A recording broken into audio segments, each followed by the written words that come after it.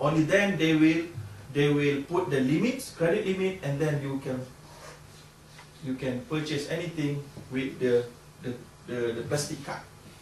That is credit card. And the industry, from my experience discussing with the company who issue this credit card, they what we call obviously mentioned, clearly mentioned, when we ask about, just like you say just now, what if the customer repay or pay the amount in full within the time limit? Correct? What is their response? Their response, this is the type of customer that we don't want them we just don't want them. Because this kind of customer is in the wrong industry. If you want to make a payment in full every time you purchase, you should not have a credit card, but instead you have to have a charge card. So our business, credit card business, is meant for you to pay late. That is the backbone of the business, backbone of the credit card. Because of that reason, they are saying to you, you only have to pay 1% or 2% or 3% of the purchasing amount every month. Correct? That is to attract you to make a payment later. Because they want to take advantage on your accumulated amount. That is the backbone of the business.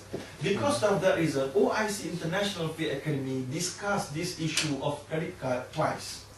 First, they say if you pay in full before you being imposed the interest amount, it is permissible.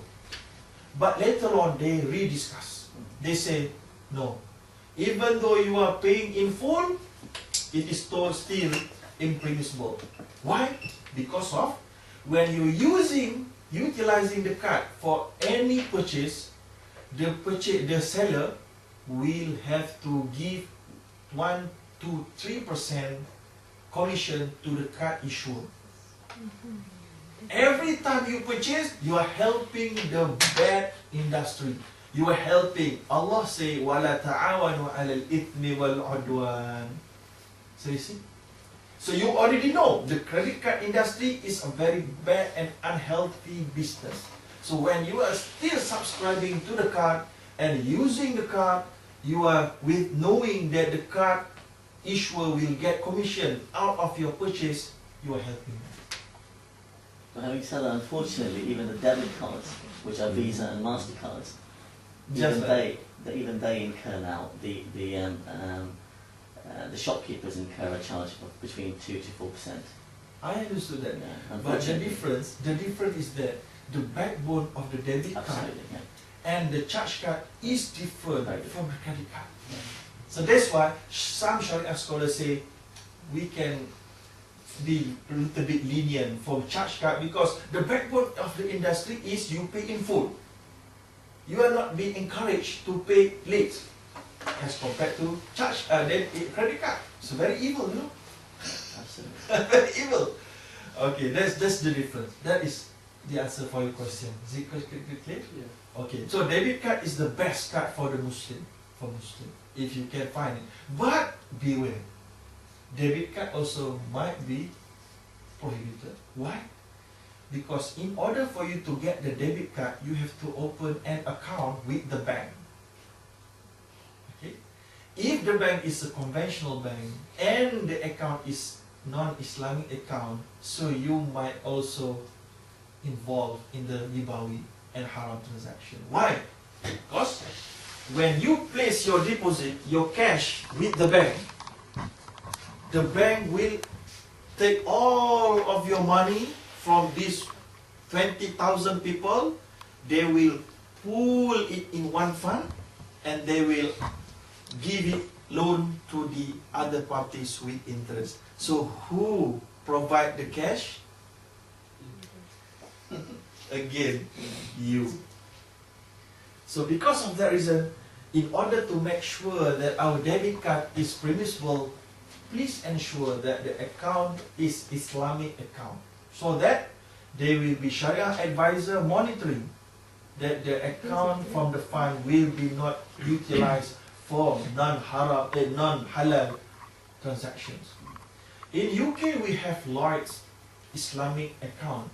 We have HSBC Amana. We have Islamic Bank of Britain, and so on and so forth.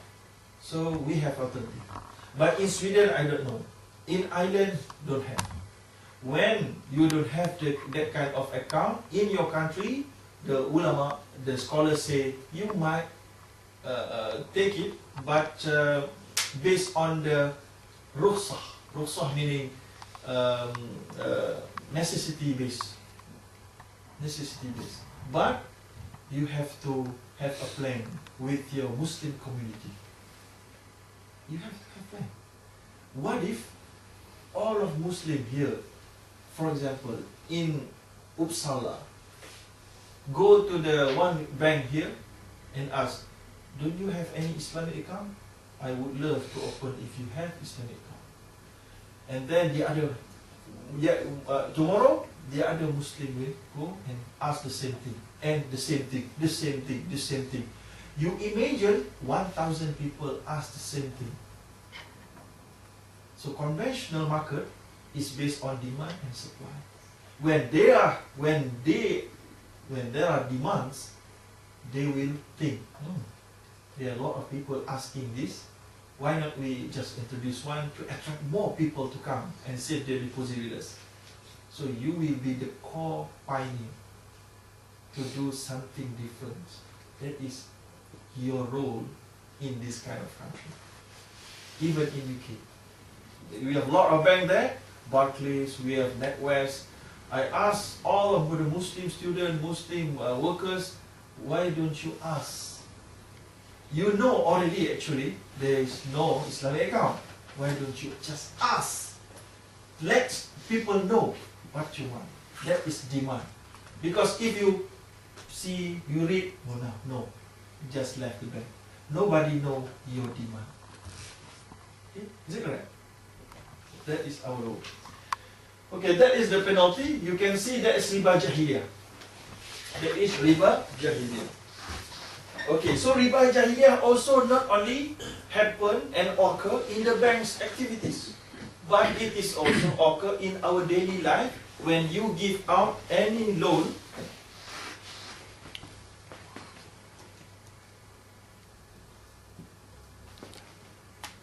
That only. Okay. When you give out any loan to your friends and your friends happen to be unable to repay at the agreed time, and you charge anything above that, it is riba. Okay. And also, do you have any fine here? Fine, meaning fine because of parking, because of speeding. Okay. In Malaysia, we have fines, speedy fine and so on. And if you fail to pay on time, the fine will be increased. That is riba jahiliyah as well. Okay? So as a Muslim, you have to stick with the fine. Okay, you have to pay on time. And what about if you borrow a book? You borrow a book from a library and you fail to return it on time, you will be fined. Is it permissible or not, that kind of fine? Okay. Based on the theory, it is riba. But it depends on the library. If the library is a public library, riba money can be channeled to the public benefits. To charities. Charity. So public, so they take riba, no problem, because riba will go to the library go to the public. Okay. But if the private library, that's different. Okay? Alright, so that is riba jahiliyah. And then riba buyu'. Riba buyu' is a little bit complicated. You have to understand 6 items which are being mentioned by the prophets. The prophets say, al-dhahabu bil-dhahabi. Number 1, when you want to exchange gold to gold. Number 2, fiddah bil fiddah, silver to silver, bur bil bur, wheat with wheat, sha'ir bil sha'ir, barley to barley, salt to salt, okay, tamar to tamar, dates to dates. You must ensure 2 regulations, 2 rules. If you want to exchange these 2 with the same kind, you have to ensure same weight and at the same time. For example, I want to trade in my wife jewelries, gold jewelries. You go to a shop, okay, this is the gold jewelries, how many grams? 20 grams. Okay, I want to have a new one, that one. That one is how many grams? 25 grams. Okay, I just pay the difference. That kind of transaction is haram, is prohibited from the Islamic perspective. Okay, because of what? You are exchanging gold 20 grams to 25 grams. It is not permissible. You have to exchange 20 grams to 20 grams only. But how can we make it permissible? The Prophet teach us to make it separately. You have to sell the 20 gram first, take the money, and then enter into a separate transaction, purchase 25 grams with the money. That is how. You might ask, what is the difference? Because the outcome is the same. Okay? Even though the outcome might be seen the same, but it differs. It is different because when you already transacted the first contract, you are free to transact another contract with the same shop or the other shop. Is that true? That is the first one. Okay. There are many and various reasons and wisdom behind the prohibition, and it's quite difficult to discuss here. But in short, we can say that is how the Prophet discouraged all Muslims to speculate with the necessity things, just like gold, silver, currencies, and so on and so forth. That's how scholars derive that the rulings that speculation in currencies are haram and prohibited. For example, you are purchasing US dollar, and you are speculating that the dollar value will be increased so that you will be able to sell it and to make profit out of the differences on the currency exchange. Is it true? That is prohibited in Islam. Because currency is not meant to be purchased for itself, but currency is a medium of exchange only. Now you cannot purchase currency for the currency, except that is the not a currency for circulated currency. That is special currency because of the occasion. That is something else. But the normal currency, you cannot purchase it because you want to make profit out of the differences in the currency exchange. Just like George Soros do, okay, to Malaysian economy. They purchase a lot of Malaysian ringgit, so the demand for Malaysian ringgit is up. So the value of the ringgit is power, good. And then suddenly, he just sell it in lump sum, billion dollars. So just like ringgit is, nobody wants it. So everybody panic, everybody sell ringgit as well. So the ringgit value drop. So that is what happened. Speculation is haram in Islam. That is how